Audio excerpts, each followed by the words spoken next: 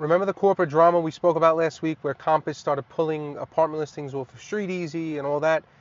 I said I couldn't stand these company wars, right? Because regular people like us, we get caught in the middle, you get caught in the middle.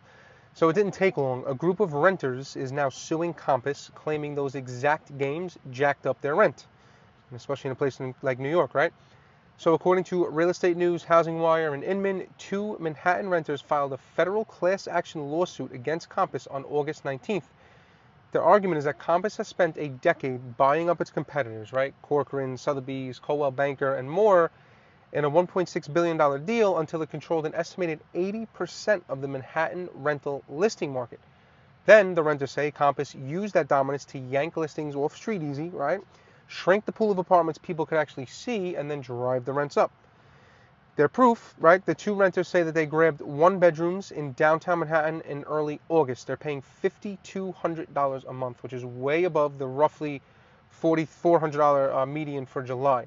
They argue that gap exists because Compass artificially choked the supply. They want damages. They want certified as a class action covering potentially hundreds of thousands of New York renters. So just to give you the full picture, it's a lot messier than the headline. First, these are just allegations, right? Nothing is proven. Compass declined to comment.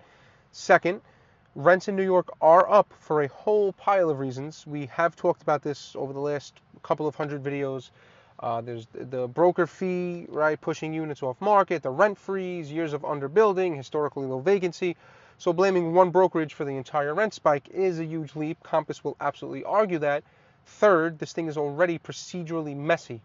The original suit got dismissed within days and refiled with a new plaintiff. So this is early and it's far from a slam dunk for renters, that's for sure. Now that said, Compass is under a real pressure from a lot of directions right now, right? It's already being sued by Zillow. It's getting questions from Congress, and the New York Attorney General has reportedly been looking into this all since June. So this isn't coming out of nowhere. So my honest take is the same as my video last week. I don't know how this ends. I'm not a lawyer. But this is exactly what I meant when I said I'm tired of these corporate wars, because when these giant companies fight over who's controlling listings, regular renters, buyers, right, they're the ones who are feeling it. The job was just always supposed to be simple. Help people find a home, you get a fair deal.